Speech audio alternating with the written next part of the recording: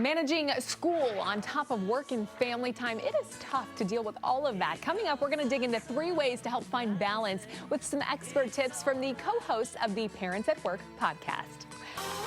All right, welcome back. 9:40 this morning, and back to school, not just about gathering school supplies and packing up those lunch boxes, but also about managing schedules, emotions, family life as well. We're helping you get a handle on all 3 of those. Joining me with the steps to take, authors and co-hosts of the Parents at Work podcast, Lori Mihalich-Levin and Jason Levin. Guys, glad to have you both here with us this morning. Great to be back. I know you guys have been appeared before on our show, but in separate entities, so glad to have you both here. And we've got these books here that you both have written. Talk to me a little bit about these strategies, right? Everybody went back to school in the past couple weeks, and that transition time, boy, it can be a lot for a lot of families. Yeah, I think a lot of people think it's just an event, but really back to school is a process, and perhaps even a month-long one. Okay. So my first tip is, if you are struggling with this and you have a manager at work who might not know that you're struggling at work because of the return, to have a quiet conversation with them. Carve out some time that's not like in the middle of the hallway, but just in their office. Start the conversation with a shared commitment, what you and your manager are both committed to. It might be, we're both committed to the mission of this organization, or we're both committed to a particular project. Then tell them a little bit about what's going on in your life, and ask them for a specific request. Maybe, hey, can we brainstorm for 10 minutes how to make the next couple of weeks go more smoothly? Maybe we need to delay a project a little bit. Maybe we just need to rearrange schedules, but let them know what's happening in your life. That's a great idea, because I feel like for so long, many people felt like they couldn't share that information, or it was almost taboo to do that with their managers. So you're saying it is okay to do that and to ask for some requests when it comes to things like that. Yes, and if you are a manager, I'd encourage you to actually broach the conversation with your direct report and say, hey, I know it's back to school season.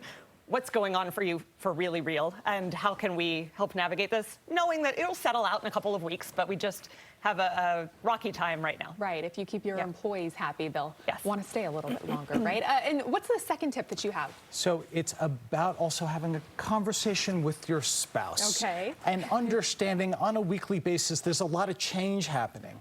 And so to map out the week, drop off and pick up, and who's making lunches, and where's the homework, and where are the shoes, and so that every single day there's an understanding of who's doing what, because this transition is hard for even folks that are couples, or if you need to bring other people in. So it's really about understanding that your calendar is a daily who owns what. I was going to say, is there a good approach when it comes to, I guess, delegating who gets what task, and what options you have for folks at home when it comes to that? I think you play to your strengths, you play to your availability, you play to what is possible on that particular day. But at least to have that conversation with the people in your community to say, listen, I need help, and who's going to do what? Any reference as to how many weeks out before the school season gets underway? Or is it okay to start having these conversations now, even though we're already back to school, right? But start now. Now? Okay. Yeah, I don't think it's ever too late. We have a weekly meeting where we sit down and plan out That's a good idea. the week and the meals and who's going where and the carpools and all those things. So I think that frequent touch base is really helpful. Okay, and there's a third tip too, right? Yeah, the third tip is recognize that this is a time of big emotions, and have a lot of grace for yourself and your kids. You might see some behaviors right now out of your children that are less than desirable. Remember that change is hard, and you can tell them, hey, look, starting a new school year is actually pretty tough, isn't it? And open that dialogue and remind yourself that you've been through big changes before. When your kiddo is calm, not when they're like super upset, but when they're calm, you can say to them, hey, let's think about a time when you made a big change in your life and you got through it and it was okay.